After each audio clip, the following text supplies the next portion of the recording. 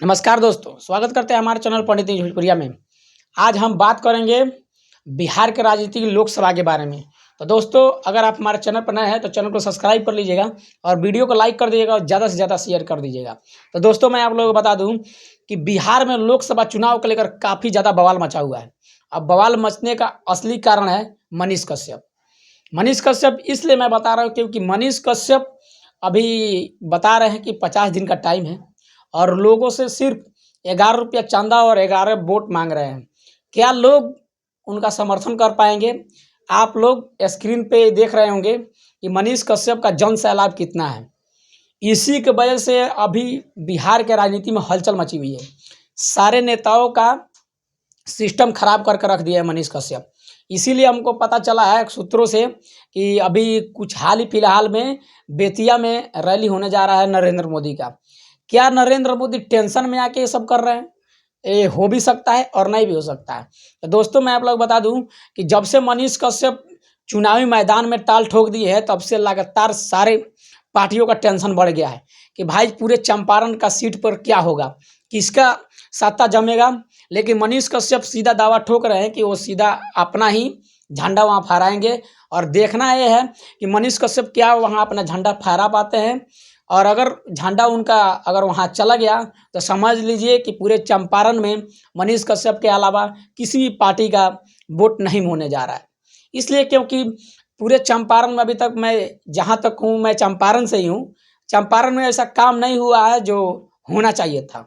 इसलिए नहीं हुआ है क्योंकि मैं सब जगह जहाँ भी जाता हूँ वहाँ देखता हूँ कि अभी जहाँ नदियाँ हैं वहाँ पानी नहीं आती है, जहाँ पानी है वहाँ तो समझिए कि डूब ही जाता है। तो इसके वजह से चंपारण के लोग बहुत तकलीफ में हैं और वो चाहते हैं कि बिहार में एक बार मनीष कश्यप जरूर आए। और मनीष कश्यप चंपारण के धरती से होने के बाद भी चंपारण से पूरे चंपारण से लड़ेंगे। और इसके वजह से बीजेपी का एक टेंशन बढ़ गया है क्योंकि चंपारण में जितने भी सीट है वहाँ से मनीष कश्यप चुनाव लड़ेंगे। और किसको किसको उतारेंगे ये अभी तक नहीं हुआ है, ये नामांकन होने पर आएगा तो मैं आप लोगों को ज़रूर बताऊंगा। और नामांकन होने के बाद अभी उससे पहले मनीष कश्यप जहां मिल रहे हैं वहां लोगों को बता रहे हैं कि अगर मैं अच्छा हूं तो मेरे को वोट दीजिए, मैं आप लोगों को हर हर मोड़ पे मिलूंगा। लेकिन इससे हमको ये भी पता चल रहा है कि मनीष कश्यप जो वादा कर रहे हैं वो आखिर पूरा करेंगे। और जीतने के बाद वो भी बोल रहा है कि जीतने के बाद मैं अवश्य पूरा करूंगा। और इसलिए मैं पूरा करूंगा कि जहां काम हो जाएगा वहां मैं जरूर आऊँगा, क्योंकि मैं चाहता हूं कि बिहार में काम हो और विकास हो। और बिहार में विकास के वजह से मनीष कश्यप की जितने भी जानता है वो चाह रही कि मनीष कश्यप चुनाव लड़े और वो सत्ता में आए।